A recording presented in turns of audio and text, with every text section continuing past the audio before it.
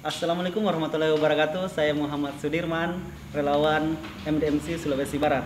Dan di samping Saya relawan Muhammadiyah Sulawesi Barat, ikut respon juga di Gempa 6,2 di Sulawesi Barat.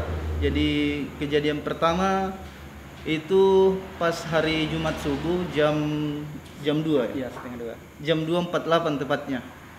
Nah, memuju di goyang sama gempa 6,2, kemudian jam berapa pulang dari kampus, karena hari itu kebetulan kami di kampus TIE bersama teman-teman, karena rencananya besok ada kegiatan.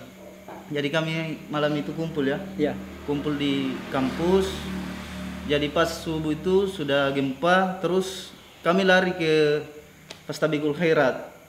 Nah, kebetulan tugas pertama kami hari itu adalah kalau tidak salah mencari mencari teman-teman. mengkonfirmasi semua teman-teman, baik kader maupun warga Perserikatan Muhammadiyah. Nah, itu tugas pertama kita. Nah, kabar yang pertama kali didengar adalah rumah salah satu ayahanda, yakni almarhum Bendahara PWM bersama sang istri, Bunda Dr. Adriani ya, yang pertama kali evakuasi. Pas paginya pertama kali dievakuasi itu sama Sudirman beserta teman-teman MDMC Sulawesi Barat. Setelah gempa subuh langsung evakuasi.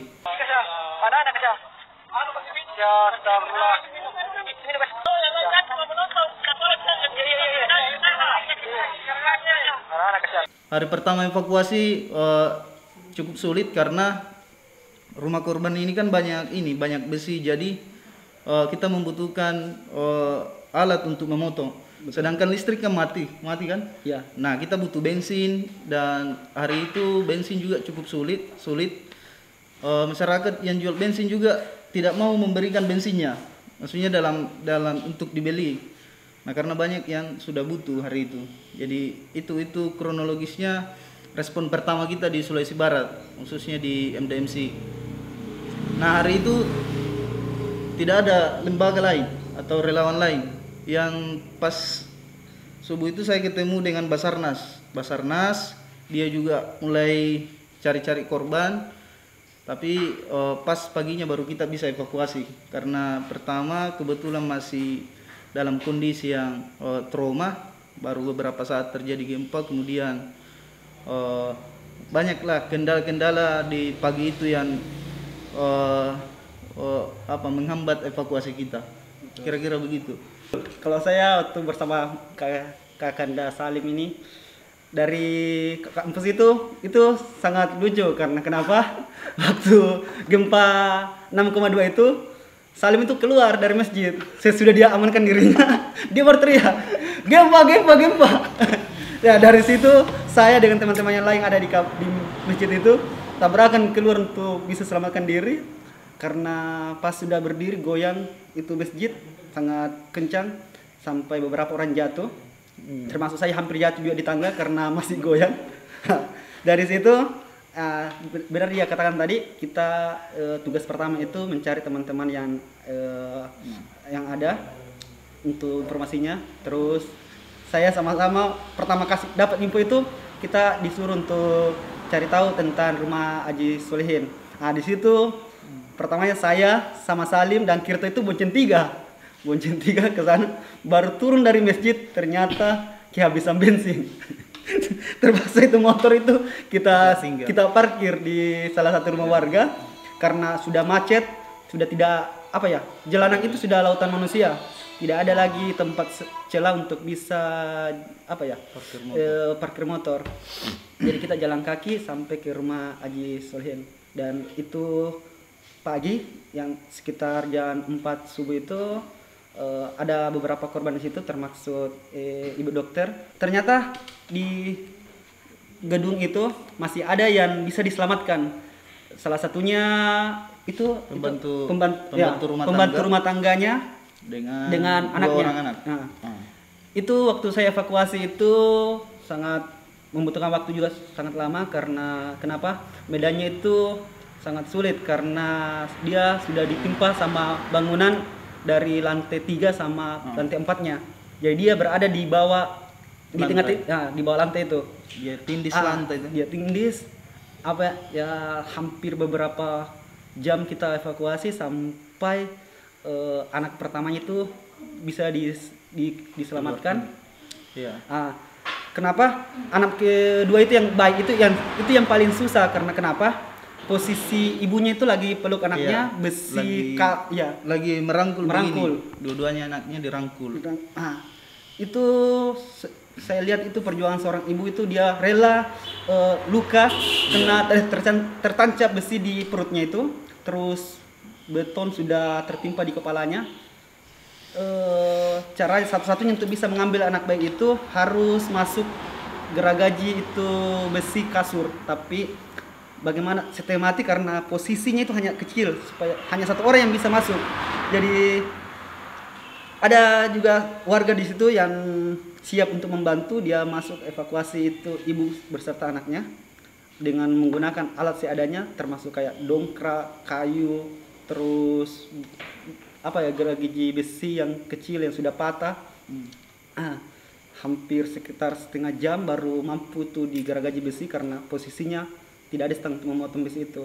Selesai dievakuasi anak kecil itu, baru ibunya itu juga sistematik karena agak bodinya itu luar biasa juga.